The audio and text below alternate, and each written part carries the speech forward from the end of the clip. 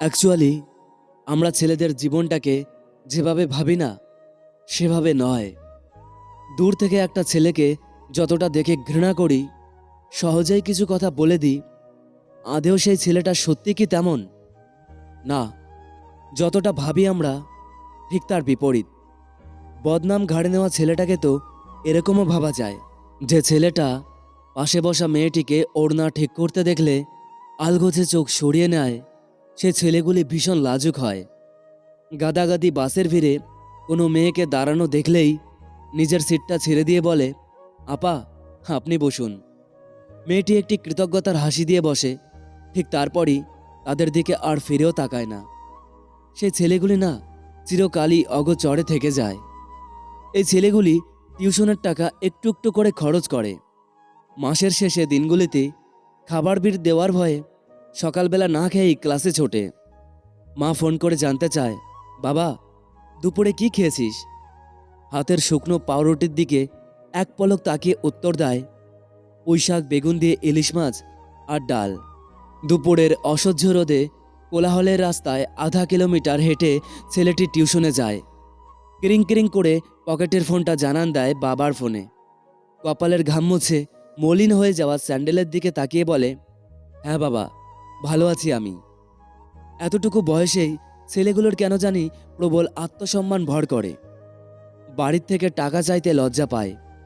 এই ছেলেদের একজন করে প্রেমিকা থাকে। হুট খোলার স্থায়ী চলতে চলতে একদিন প্রেমিকার হাত চেপে ধরে।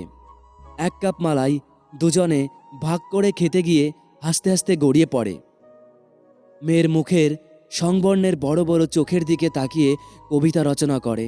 আর তারপর একদিন প্রেমিকার বিয়ের কার্ড হাতে নিয়ে নিষ্ক্রিয় দর্শকের মতো দাঁড়িয়ে থাকে। রাতের বেলা পাশে শোয়া বন্ধুটি ঘুমালে মুখে বালিশ চেপে চোখের জল ফেলে। পুরুষের কান্নার কোনো শব্দ থাকতে নেই। বন্ধুদের আড্ডায় প্রথম সিগারেটের টান দিয়ে ফুসফুস করে কেসে ওঠে। প্রথম প্রেমের সাথে সাথে তার ফুসফুসও প্রথম নিকোটিনেরও স্বাদ পায়। এরপর বর্তমানে তাড়নায় অতীতকে ভুলে গিয়ে আবার চলতে থাকে। ঈদ, পুজোর ছুটিতে বাস ট্রেনের ঝাঁকিতে এক প্রকার গলিত হয়ে সে মায়ের কোলে গিয়ে পৌঁছায়। মায়ের প্রচণ্ড ধমক খেতে খেতে ব্যাগ থেকে বের করে একটা তাঁতের শাড়ি, বাবার জন্য একটা ধুতি, আর ভাইয়ের জন্য দুটো টি শার্ট। মায়ের আগামীতে চোখের আড়ালে ছেলেটি দেখতে পায় এক টুকরো হাসি। ছুটে চলা যান্ত্রিক ছেলেটির কাছে যা কিনা এক চিলতে সুখ।